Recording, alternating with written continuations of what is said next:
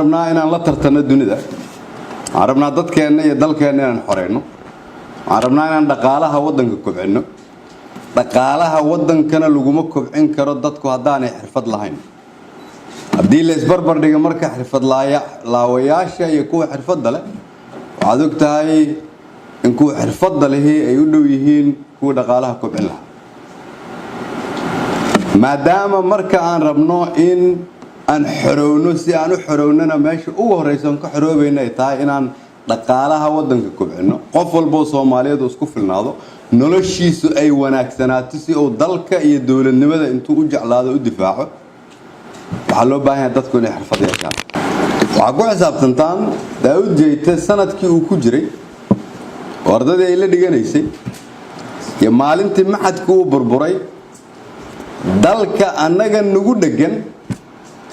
sanad walba wuxuu laba jibaarayay saddex jibaarayay afar jibaarayay dad xirfad leh oo ka soo baxayay maxadyo kala duwan oo aqoon waxa kale oo barbar dhigtaan maxadkii isaga ahaa meesha uu ku yaalay sawirkiisina la tusay sidoo yaalo waxaad ka fikirtaan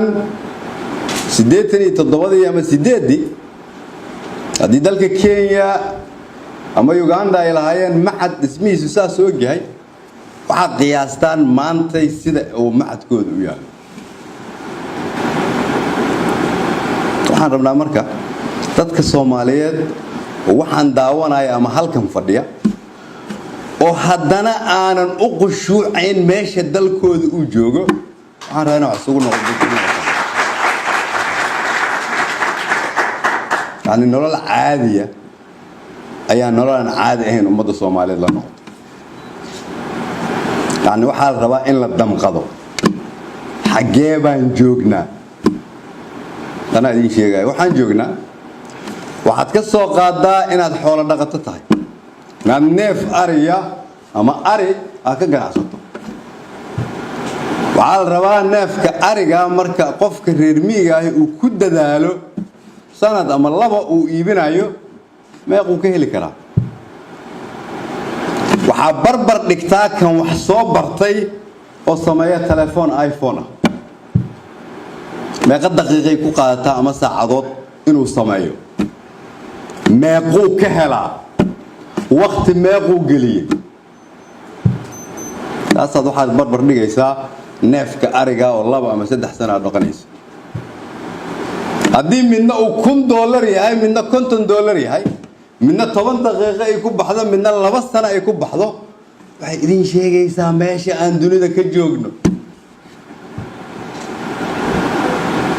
wali dadka Soomaaliyeed waxay u ciil qabaan qabyaalad wali dadka Soomaaliyeed waxay u ciil qabaan laaluush iyo musuqmaasuq wali dadka Soomaaliyeed waxay u ciil qabaan inay marxaati ka noqdaan dawladnimadooda in lagu ciyaaro wali dadka Soomaaliyeed waxay u ciil qabaan sawiradaas in la soo bandhigo waxa loo baahan yahay in la ogaado dadka dhalinyarada ah oo boqolkiiba 70 oo anaga naga dambeeya inay xaq u leeyihiin mustaqbalkan ka duwan qof walba waxa laga rabaa inuu aqbalo in waxa naga dumay aanay ahayn sarihi nala tusay ama hay'adii waxbarashada ama dhaqaalehen هذا قفل بينه أقبله qayb gudaheena kamidana inay duntay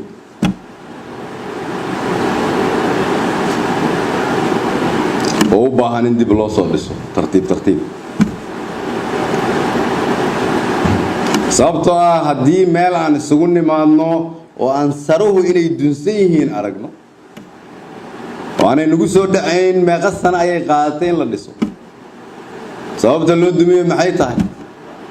sababta loo dumiyey miyaan weli ku taaganahay maqaar baa weli saas ka shaqeynaya qaarna waa aamusan yihiin oo u qashuucaya isagoo ka xanuunsanaynaa adduunyo waxaa lagu nool yahay aana dalkaada ku noolaan karin haddaana tartami karin gurigaada iyo businesskaada laga qaadanayaa haddaadan xirfad lahayn marka ugu dambaysa dalkaada adeega ku noqonaysa sababtoo adduunyada waxay u dhammaanaysaa sideebaad aqoon isugu difaaci kartaa halkan markaan anagu maxadka isgaarsiinta dib u furayno dawladda nagu dhegan oo Jabuuti maanta waxay isugu yeertay madaxda dawladaha Afrikaanka si ay u tusto balaayiinta dollar ay gashatay ganacsiga la yiraahdo Freeportiga dawladda Kenya nagu dhegan waxay dhoofinaysaa shidaal dawladda Ethiopia nagu dhegan sidaas oo kale waxaa la rabaa dadka Soomaaliyeed inay hurdada ka kacaan Soomaaliyeed waxaa la rabaa in la xisaabtamo xisaabtan ma haysaan waxaan leeyahay idinkoo mahadsan qabyaaladana aan qarannimo ku bedelno laaluushka iyo musuqmaasuqana aan daacadnimo ku bedelno fadhi kurdirirkana aan shaqo ku bedelno waa mahadsantihiin